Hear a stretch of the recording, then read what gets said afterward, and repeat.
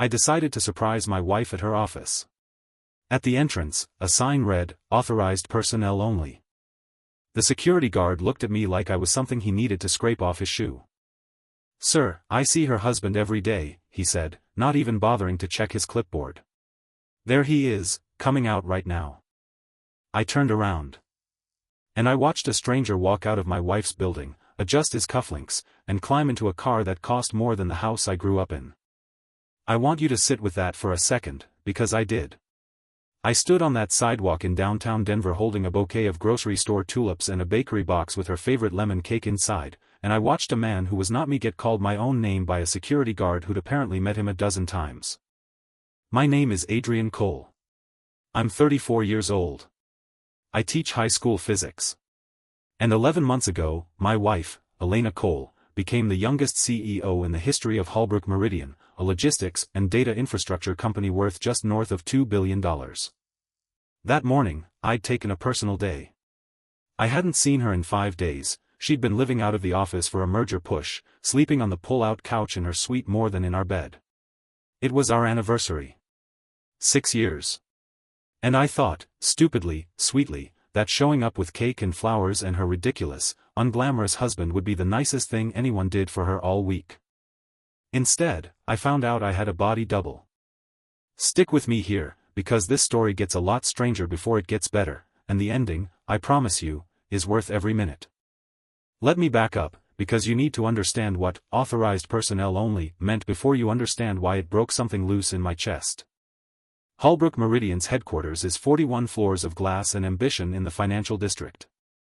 I'd been there exactly 4 times in 11 months. Elena's world and my world touched at the edges: dinner when she could manage it, a rushed lunch, a Sunday morning where she'd fall asleep mid-sentence on the couch with her laptop still glowing. She hadn't shut me out. She was just underwater, and I loved her enough to let her swim. That Thursday, I parked 2 blocks away because visitor parking was full, first sign that something was different, that this place ran busier than I remembered. I walked up with my tulips wilting slightly in the October wind, and I saw it taped to the glass at the private executive entrance, a laminated sign, block letters, "Authorized personnel only, all visitors use main lobby." Fine. I wasn't offended by a sign. I went to the main lobby like a normal human being, gave my name to the guard at the desk, a broad-shouldered guy in his 50s named Terrence, according to his badge, and told him I was there to see my wife, the CEO. Terrence smiled the polite, practiced smile of a man who deals with fake relatives of important people on a weekly basis. "And you are?" "Adrian Cole. Her husband." That's when the smile shifted into something closer to amusement. "Sir, I see her husband every day. There he is, coming out right now." He nodded toward the revolving door, and I turned in time to watch a man in a charcoal suit, tailored, expensive, the kind of fit you don't get off a rack, step out onto the sidewalk. He was maybe my height, similar build, dark hair cut the same close, business-like style I wore. From 40 feet away, in bad lighting, a stranger might genuinely confuse us. I understood, in one sick lurch of my stomach, exactly what Terrence meant. I did not run after him. I did not shout. I want to be honest about that decision, because everything that came afterward hinges on it. I'm not a dramatic person by nature. I spend my days explaining Newton's laws to bored 16-year-olds. But something in me, call it instinct, call it the same part of my brain that catches a kid cheating on a test before I've even seen the paper, told me that whatever this was, it wouldn't survive being confronted in a lobby with tulips in my hand. So instead, I smiled at Terrence and said, "Oh, that's right, of course." I got turned around. "Long week?" He nodded, already looking past me at the next person in line. And I walked back out onto the sidewalk and watched the man in the charcoal suit get into a black sedan, and I did the only thing that made sense to a person whose entire nervous system had just short-circuited. I followed him. I am not built for surveillance. I want that on the record. I got a ride-share app open with shaking hands, gave the driver vague instructions to "follow that black sedan, please, I know how this sounds," and spent the next 20 minutes rehearsing versions of a phone call to Elena that I never made. The sedan pulled up outside a private club near the Cherry Creek shopping district, the kind of place with no sign, just a brass number on a black door. The man got out, and this time, close enough that I could really look at him, my stomach dropped even further. It wasn't just a passing resemblance. Someone had engineered this. The haircut. The jaw. Even the charcoal suit was a color and cut I actually owned 2 versions of. I sat in that car outside the club for 11 minutes before I did something that still embarrasses me a little. I called my sister, Priya, who works in corporate compliance and has, over the years, developed an almost supernatural instinct for spotting fraud. "Say that again," she said when I finished explaining. "There's a man who looks like me walking in and out of Elena's building, and security thinks he's her husband." Priya was quiet for a second. Then, "Adrian, does Elena know you're seeing this?" "No. I haven't called her." "Good. Don't. Not yet." Her voice had gone sharp, focused, the tone she uses when she's already 3 steps ahead of a conversation. "If there's a man impersonating you at her company, that's not a marriage problem, that's a security and financial exposure problem, and if you go in loud, whoever's behind it will just bury it deeper." That single sentence rearranged how I understood the entire situation. This wasn't about jealousy. This was about access. Someone had built a version of me convincing enough to walk in and out of a Fortune 500 headquarters unchallenged, and I needed to understand why before I let anyone know I'd noticed. I didn't sleep that night. I lay next to Elena. She'd come home late, exhausted, kissed my forehead, and was unconscious within 4 minutes, and I stared at the ceiling turning over the same question on a loop. Who is he, and what does he want from my life?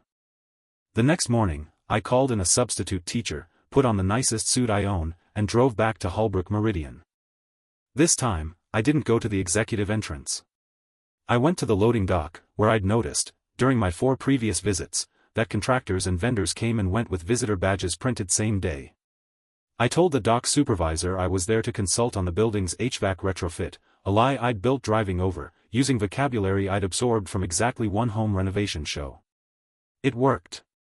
I got a temporary badge with a fake company name and 40 minutes of building access. 40 minutes was enough. I found the man in the charcoal suit on the 12th floor, in a glass-walled office with a nameplate that read Marcus Vale, Special Projects. Not Adrian Cole. Not the CEO's husband. A completely separate identity, apparently real enough to have his own office, his own extension, his own building access, and yet the guard downstairs, and apparently half the executive floor, referred to him, casually, as Elena's husband. I stood outside that glass wall for maybe 90 seconds, and in that time I watched him take a phone call, laugh at something, and glance at a photo on his desk. I couldn't see the photo from that angle. I didn't need to. I already understood, with the sick clarity of a man watching his own life get quietly repossessed, that whatever Marcus Vale, Special Projects, actually meant, it had nothing to do with logistics software. I left before anyone noticed the fake HVAC contractor lingering by an executive's office a little too long. Here's what I want you to understand about Elena, because it matters for everything that comes next. She is, without exaggeration, one of the most careful, detail-obsessed people I have ever met. She reads every contract twice. She remembers the names of every assistant's kids. The idea that a stranger could impersonate her own husband inside her own headquarters without her knowledge felt, on its face, impossible. Which meant one of 2 things. Either she knew, which I couldn't yet let myself believe, or someone had built an operation specifically designed to stay below her line of sight. I spent the following week living a strange double life of my own. Teaching physics by day. At night, with Priya's help, quietly pulling every public thread I could find on Marcus Vale. It didn't take long to find the first loose one. Marcus Vale had joined Holbrook Meridian 4 months earlier, 1 month after Elena's promotion to CEO, hired not through HR, but through a direct recommendation from the board's vice chairman, a silver-haired veteran of the company named Desmond Reyes. Desmond, I discovered through an old company newsletter, had been the leading internal candidate for the CEO position Elena ultimately won. He had been passed over. Publicly gracious about it. Privately, according to 2 old forum posts from disgruntled former employees, furious. I felt something cold settle into my chest reading that. This wasn't a stranger obsessed with my marriage. This was a man who had lost a job to my wife, and had spent 4 months building a way back in. But I still didn't understand the point of Marcus Vale specifically impersonating me, until I found the vendor logs. Priya, digging through public procurement filings Holbrook Meridian was legally required to disclose, found something that made her call me at 11 at night, her voice tight in a way I'd never heard from her. Adrian. There's a personal expense account. Registered under A. Cole, executive spouse. It's been active for 3 months. It's been used to authorize signature approval on 4 vendor contracts worth just under $2 million combined.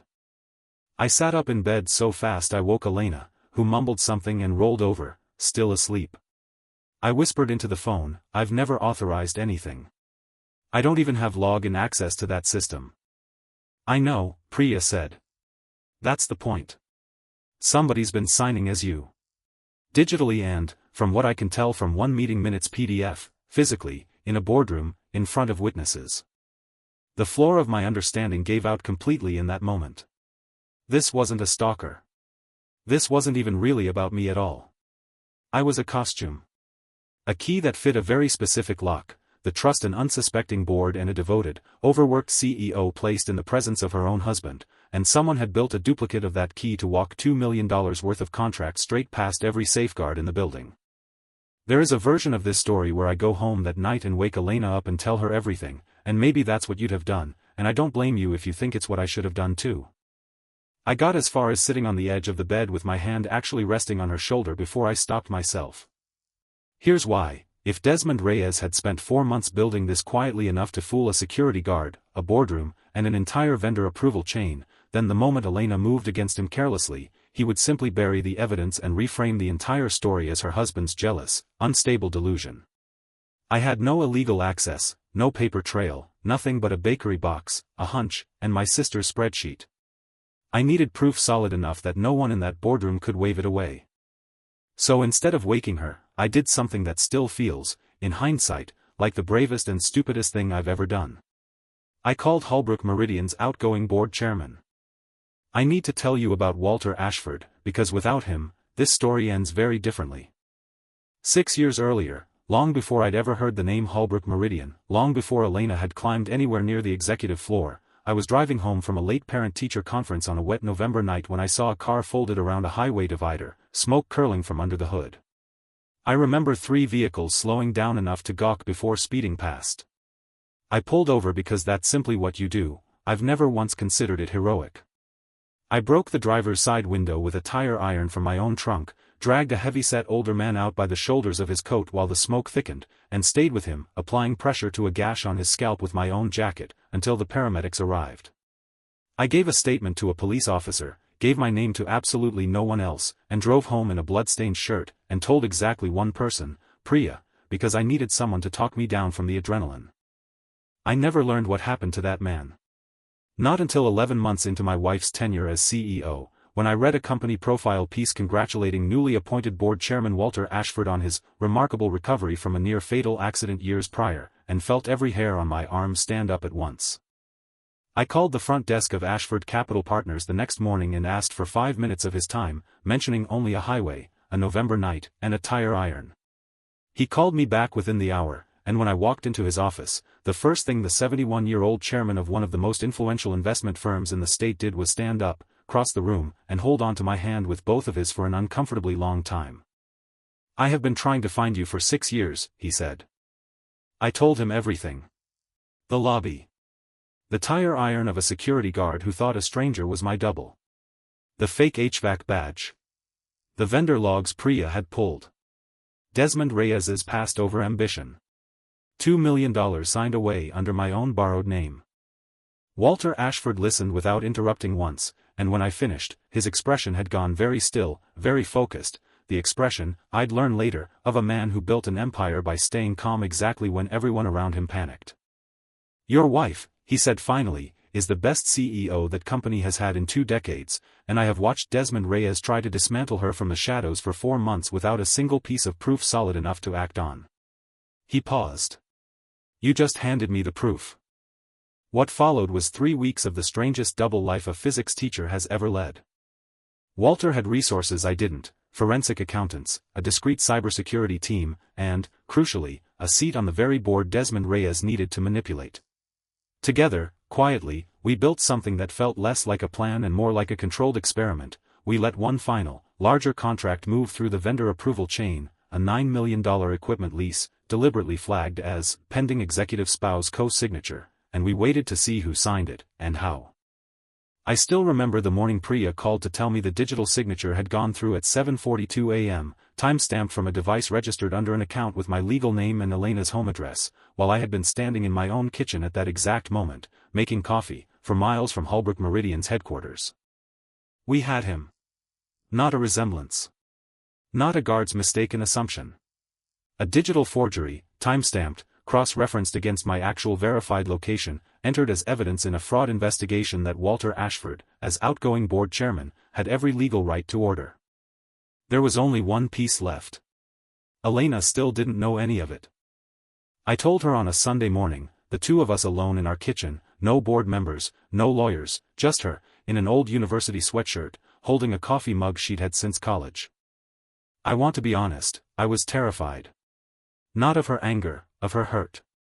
Of the version of this conversation where she heard, "There's a man impersonating you at work," and felt, even for a second, that I'd doubted her judgment, or worse, that I'd let 3 weeks pass without trusting her with the truth. She listened the way she reads contracts, perfectly still, absorbing every word before reacting to any of it. When I got to the part about the $9 million signature, time-stamped while I stood in that very kitchen, she set her coffee mug down so carefully it barely made a sound, which somehow frightened me more than if she'd thrown it. "Desmond," she said quietly. Not a question. "Walter thinks so too. We have proof now." Not a guess. Proof. She was quiet for a long moment, and then she asked me the question I hadn't expected, the one that told me everything about who I'd married. "Why didn't you tell me the first day?" "Because I was scared that if I told you and you moved too fast, he'd bury it and call you unstable, and I'd have handed him the excuse instead of the exit." Something in her face shifted, not anger, but a kind of fierce, focused clarity I recognized from watching her prepare for board meetings at 2 in the morning. "Okay," she said. "Then let's finish this properly." The confrontation happened 11 days later, at the quarterly board meeting, in a room on the 40th floor with a view of the entire city turning gold in the late afternoon light. Desmond Reyes was mid-sentence, presenting a routine budget update, when Walter Ashford quietly raised one hand and asked the room's indulgence for what he called, a matter of corporate security. I wasn't in that room, I want to be clear about that, because I think it matters. This was never about me standing up and pointing a finger. It was Elena's company, and it needed to be Elena's reckoning.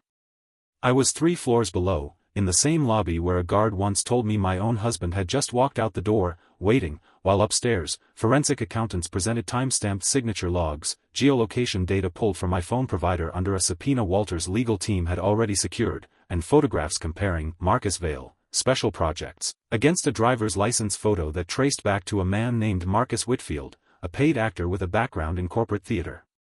Training, hired, according to a financial trail leading straight back to a shell account, by Desmond Reyes himself. Elena told me later that Desmond didn't even try to argue once the geolocation data appeared on the screen. He simply sat back in his chair, and said, with what she described as almost admiring exhaustion, "I underestimated how much you'd actually check." He was escorted out by building security less than 20 minutes later. Marcus Whitfield, the actor, cooperated fully with investigators once it became clear the operation had collapsed, and testified that Reyes had recruited him with a story about a harmless corporate prank that had, over 4 months, quietly escalated into signing millions of dollars in fraudulent contracts. Here's a small detail I think about more than almost anything else in this whole story. 2 days after Desmond Reyes was formally terminated and referred for prosecution, I walked back into Holbrook Meridian through the main lobby, and Terence, the same guard who'd once smiled at me and said, "I see her husband every day," looked up, recognized me, and went visibly pale. "Mr. Cole," he said. "I am so sorry. I had no idea. I really thought." "I know," I told him. "So did I, for about 11 minutes. He laughed, a little shakily, and shook my hand, and I meant what I said. He hadn't done anything wrong. He'd simply trusted a convincing lie, the same way an entire vendor approval chain had, the same way, for 4 months, an entire company had. That's what made Desmond Reyes's scheme so effective, and so frightening. It didn't rely on breaking any locks. It relied on nobody ever questioning a face that looked like it belonged. It's been 8 months now. Desmond Reyes pled guilty to 2 counts of wire fraud and 1 count of corporate identity theft, and is currently serving a sentence that Walter Ashford, with characteristic dryness, described to me over dinner as considerably longer than his tenure on our board ever was. Marcus Whitfield, the actor, avoided prosecution in exchange for full testimony, and, in a detail I still find darkly funny, has since started a small local business coaching corporate executives on public speaking. Holbrook Meridian instituted a company-wide security overhaul within a month, biometric verification for any signature authority tied to executive family members, a policy that Elena, only half joking, told the board should be named after me. Walter Ashford and I have dinner every few months now. He still, every single time, brings up the highway, the tire iron, the 6 years he spent hoping to find the stranger who pulled him out of a burning car. I've stopped telling him it was nothing. I've learned, this year, that the things you do without expecting anything back have a way of finding their way home to you eventually, in forms you never could have predicted. Elena and I renewed our vows quietly last month, no boardroom, no cameras, just Priya, Walter, and about a dozen close friends in our backyard. She wore the same dress from our wedding 6 years ago. I wore a suit that, this time, nobody else on earth was wearing a matching version of. Sometimes, late at night, she'll still ask me the same question. Why didn't you tell me the first day? And I still give her the same answer. Because I trusted that if I gave you the truth without proof, someone would twist it against you. And I trusted that if I waited, and did this right, you'd have everything you needed to end it yourself. She always tells me that's the most romantic and most infuriating thing I've ever said to her. I think she might be right about both.